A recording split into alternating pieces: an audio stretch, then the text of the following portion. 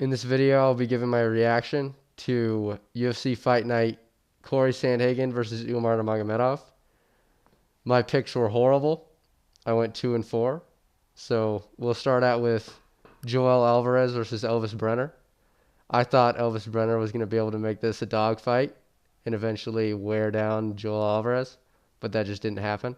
Joel put on a great pressure against Elvis Brenner and eventually TKO'd him in the third with some crazy knees. And yeah, Elvis Brenner just couldn't take Joel's length and precision on the feet. It was too much for him. And so that's my first wrong pick for a couple. Next up, Mackenzie Dern versus Lupi Godinez.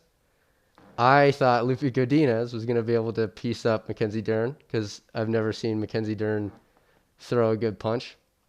But she actually didn't look that bad in this fight, striking-wise.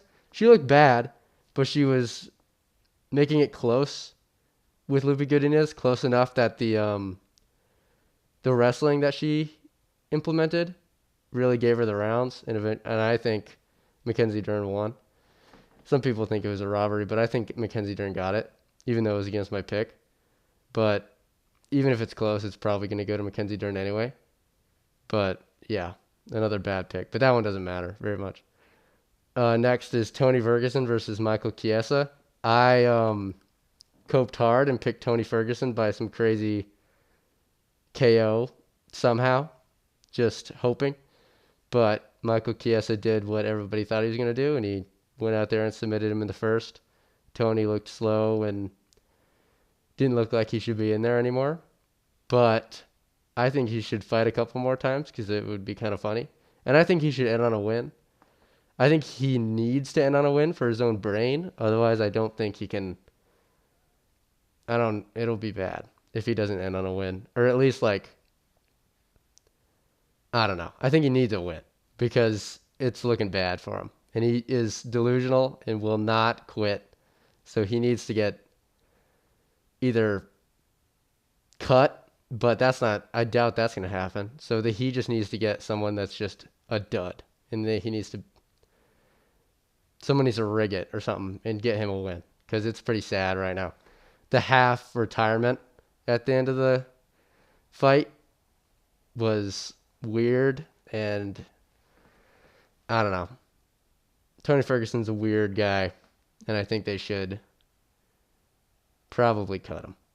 But they're probably not gonna. So hopefully he fights a couple more times because it'd be pretty funny. And maybe he'll get a win. It's always funny to root for him. And no matter what he does, he's going to sell. He's pretty popular. Next is Marlon Vera versus Davison Figueiredo. My first correct pick on the card, my boy Davey. Davison Figueiredo got this one done.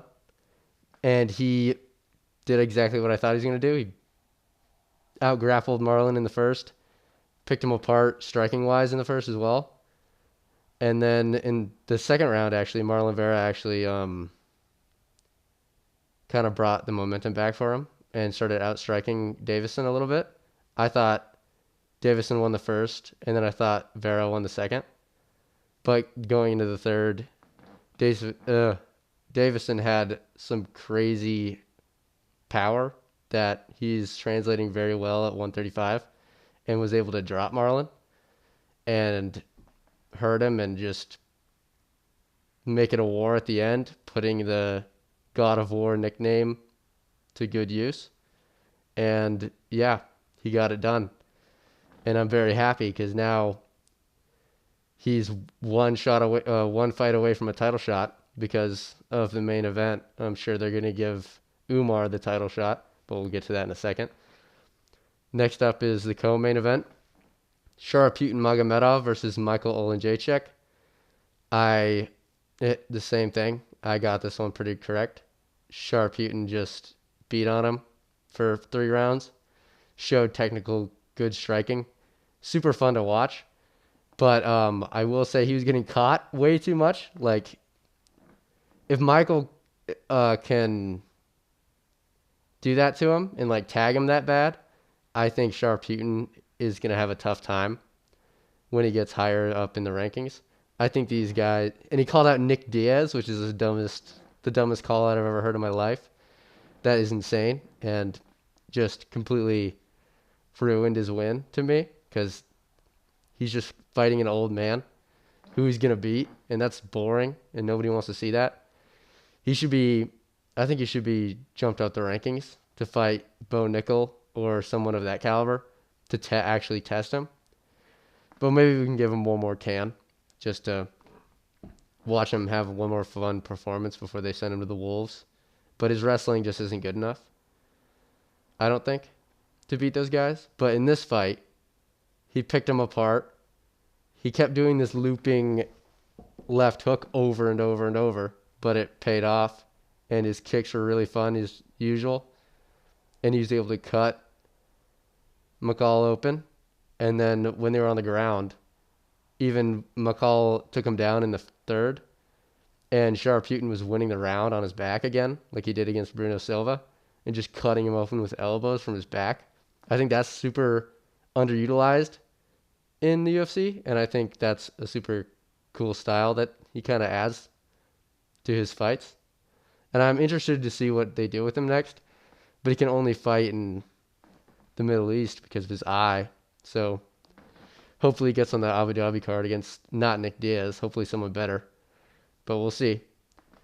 And then next up, the main event, we have Corey Sandhagen versus Umar Nurmogomedov. I got this pick wrong. I thought Corey was going to do better with the striking. Umar kind of beat him everywhere. Actually, this fight was weirdly confusing because Corey did way better in the wrestling department than I thought he was going to do. But Umar did way better in the striking. So they kind of switched on me a little bit. Like Corey was not getting held down the entire fight until the very end. And then he got held down in the fifth. But he was doing really well to stay on his feet. But when he would get to his feet after stuffing takedowns, he would just stand there and like feint and like kick low and do nothing with his hands. And it just allowed Umar to piece him up since he was actually throwing punches. Umar beat him on the feet. I thought it was 4-1 Umar. I thought Corey might have won the first, and then Umar took the rest of the rounds. But yeah, weirdly confusing fight. I thought Umar kind of got exposed a little bit with his grappling. If Corey can keep it standing that bad, I don't think, like against Merab, he's going to be able to take him down at all. But we'll see, I guess, if Merab can take out O'Malley. Because they're giving him the title shot, which I think is insane. He's only had one ranked opponent.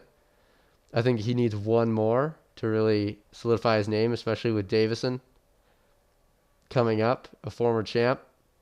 I mean, I think they should probably fight maybe, but it's just like, I think we need one more for Umar. But they're probably just going to give him the title shot because he's Dagestani, and they can make another Conor McGregor Khabib type thing with O'Malley. But it's whatever. It's fine. But yeah, Corey Sandhagen couldn't strike, or he just wouldn't. He wouldn't throw. And Umar eventually ran away with it, which is a big shame and is really annoying. But it's whatever.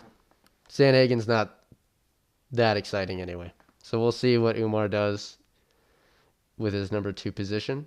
And they'll probably will give him the title shot, but I guess we'll see. And next fight night is Marcin Tybura versus Sergey Spivak as the main event. So that's going to be awesome. That's going to be a great fight. Can't wait for that. So yeah, I'll see you soon.